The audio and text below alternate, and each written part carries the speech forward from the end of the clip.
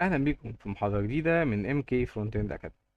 هنكمل مع بعض شغل على البوت ستراب، وكنا وقفنا المره اللي فاتت عند الفونت اوسم. عباره عن ايه فونت اوسم؟ اتفقنا ان هو ايقونات تقدر تضيفها على الصفحه بتاعتك، هتبقى بالنسبه لك شكلها افضل ومنمقه بشكل احسن بكتير. تعال نشوف مع بعض الشغل بتاعنا بيعمل ازاي. اول طريقه نقدر نشتغل عليها عن طريق حاجه اسمها اون ويب سايت. لو دوسنا عليه عندك الطريقه الاساسيه، هو قايلها لك اصلا لينك سي دي ان جاست فور يو. لو دوسنا عليها اليوز كيت بتاعتك، المفروض ان انت لو عامل كيت خاصه بيك هتحط فيها العناصر اللي انت عايزها، وهتعمل السي دي ان بتاعك وتقدر تحطه، مفيش مشكله خالص. طيب، دي الطريقه. في طريقه تانية.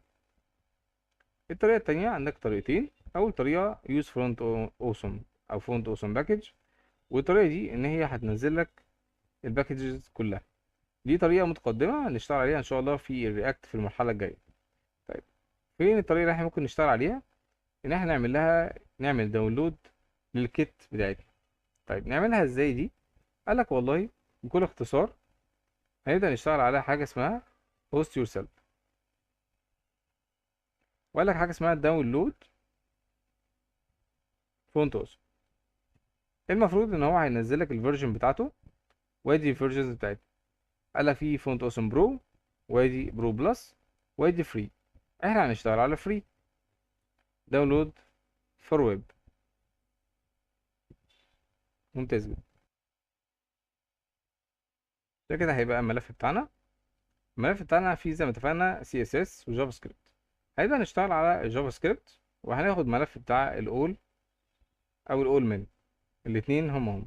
يفضل طبعا الاول من اتفقنا ليه؟ لان هو مينيفايد، فهو بالنسبه لنا حجمه صغير.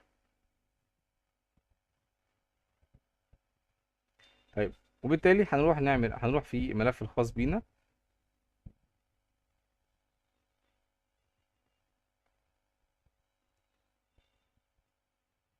وهنيجي هنا ونعمل له بيست. ممتاز.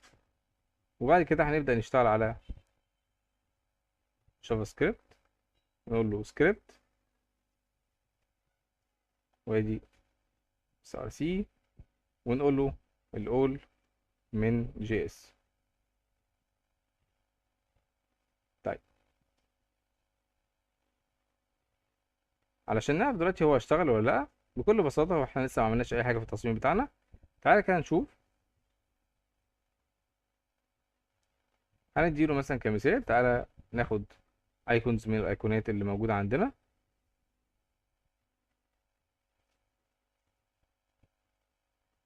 ادي ايكونز، ونعمل مثلا شوبينج.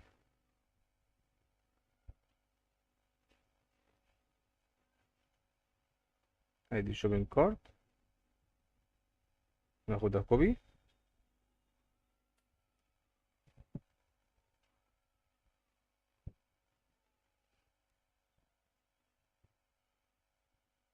نيجي نحطها هنا. نقفل ده بس عشان يبقى حجم الصورة بتاعنا كويس. شوف. تاني. بص ظهرت فين اهي. يبقى كده اشتغلت معانا كويس جدا، مفيهاش اي مشكلة بالنسبة لنا. طيب، يبقى كده المفروض احنا نحطها في مكانها الصحيح. بكل بساطة زي ما اتفقنا هنلغي كل الديف الأخيرة دي اللي فيها الايمج، والديف التانية والسبان. لا، ممكن نخلي السبان، مفيش مشكلة.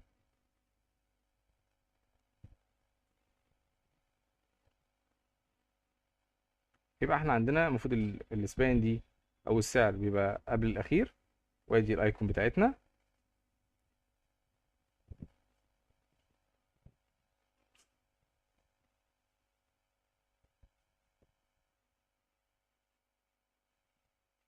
وعايزين ناخد الستارز.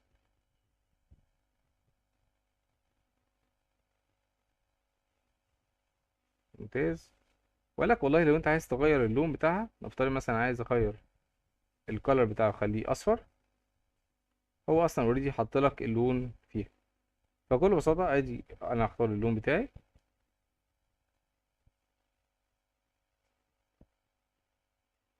وهاجي هنا اعمل ديف وهعمل فيها كل الايكونز دي، حاجة عند اخر ستار وهخليه هاف ستار. تعالى كده نشوف مع بعض. هاف ستار بالشكل ده. ممكن ده وممكن ده، والاتنين معانا مفيش مشكلة فيه. وبرضه نغير اللون نخليه اصفر. ناخده كوبي، نرجع هنا وادي الشكل بتاعنا.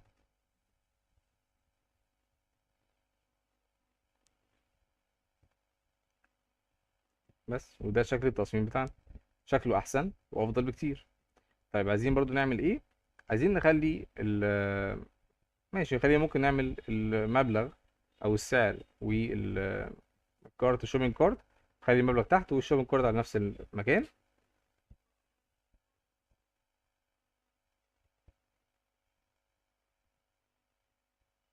كل اللي هنعمله هننزل ده تحت شويه. ممتاز. قالك لو انت عايز تغير الحجم بتاع الشوبينج كارت، كل فكره ان انت هتعمله الاف اس فون سايز بتاعتها، ونفترض مثلا 2.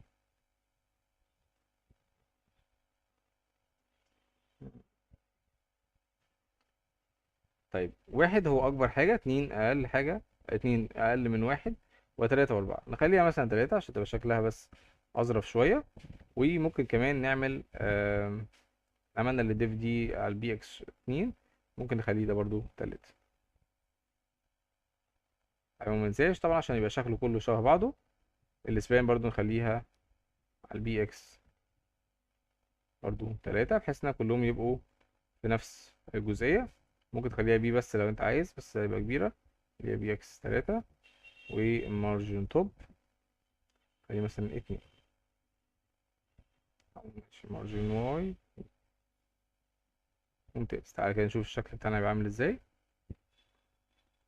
بالظبط كده. ده الشكل اللي احنا عايزين نعمله. قد يكون كمان اجمل من الشكل ده شويه. طيب حلو جدا.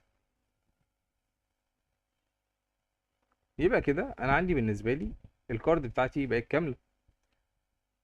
خلي بالك بقى، الكارد بدأ منين؟ بدأ من هنا. كل دي الكارد اي نعم طويله شويه وخدنا فيها وقت كتير، بس استفدنا بيها كتير. ادي الكارد بتاعتي. وعملنا احنا هنا الديسبلاي فليكس. ممكن كمان نعمل الجاب ونخليها مثلا 3. انا بقى عايز اعمل، وخلاص عملنا الشادو، عايز اعمل بقى للكارد دي هافر. طيب تعالى نعملها ازاي. دي اوريدي برضو مش محتاجينها خالص. ماشي، نعمل دوت كارد هافر.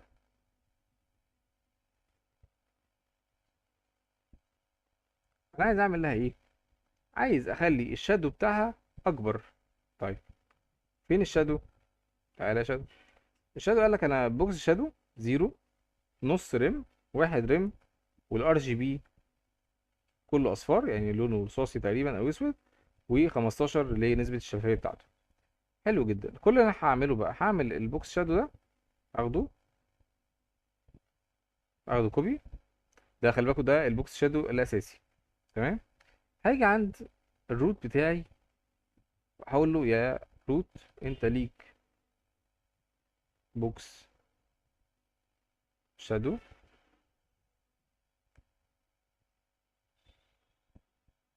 وادي العنصر بتاعي. طب انا عايز اعمل فيه ايه؟ انا عايز ازوده بحيث ان هو يبقى لما اجي اعمل عليه هافر يبقى عندي البوكس شادو بتاعي اكبر شويه. طيب هنزود فيك ايه؟ خلي النص دي بدل ما هي نص خليها 1. والواحد خليه مثلا 1، بلاش 1.5 يبقى كبير اوي. خليه 1.2 من 10. ونسبة التركيز خليها بدل 15 نخليها 25.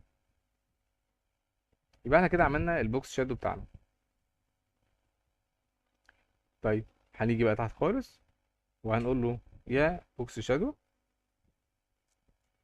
وادي الفار.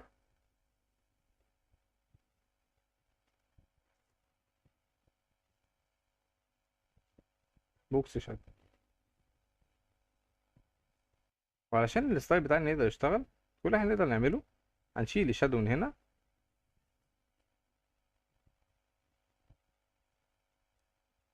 وهيبقى عندنا دوت كارد. خلي الستايل بتاعها هو البوكس شادو اهو. نشيل برضو الامبورتنت، وهنعمل كمان ترانزيشن.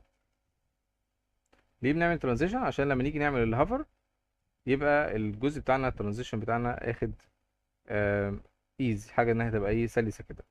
ونعمل مثلا كمثال 2 ثانيه وايز. تمام، تعالى كده نشوف مع بعض هيبدأ الشغل معانا هيشتغل عامل ازاي. ادي الكارد بتاعتنا جينا وقفنا عليها، شايف يبدأ يظهر معانا زي التاني بالظبط. ممتاز. طيب تعالى كده نشوف مع بعض بقى، احنا كده خلصنا. والديسبلاي فليكس خلاص، احنا عايزين بس الديسبلاي فليكس يبقى فليكس راب. تمام. و justify content center عشان تبقى العناصر في النص. طيب تعالى كده نكرر بقى الكارد بتاعتنا.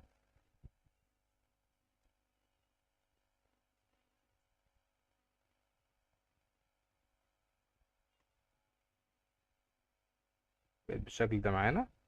طيب عايزين كمان، احنا مش كنا عاملين جاب. طيب فكرة بقى، ماشي هنعمل جاب كمان. الجاب خليها مثلا 2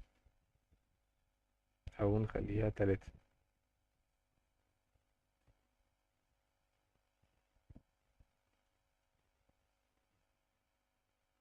وبقت معانا بالشكل الجميل ده. ممتاز جدا. هتلاحظ برضو ان البوكس شادو يعني الى حد ما عالي شوية، فاحنا ممكن نقلله. البوكس شادو هنا هو المفروض نص ريم واحد ريم، لا نخليها 2 مثلا، وهنا نخليها نص. اسمه بأي شكل كده. تيجي تعمل كفر على الكارد يبقى كارد احلى شوية. تمام. طيب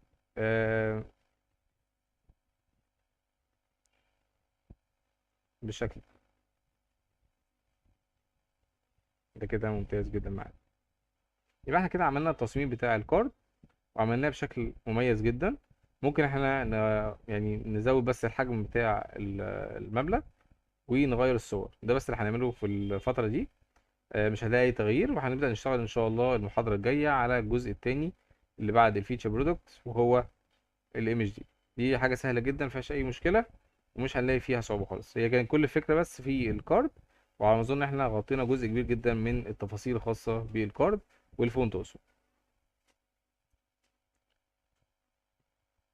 اتمنى ان الحلقات تكون بتعجبكم، واتمنى ان شاء الله انتم تكونوا بتطبقوا عملي بايديكم في المرحله دي. لو واجهتكم اي مشكله يا ريت تتابعونا على الصفحه، او ابعتوا لنا كمان رسائل عشان نقدر نتابعكم على طول. كان معاك محمد صالح من محاضرات ام كي فرونت اند اكاديمي. ما تنساش تتابعنا وتشترك في القناه علشان يوصلك كل جديد. مع السلامه. برعاية MK for Web Solutions.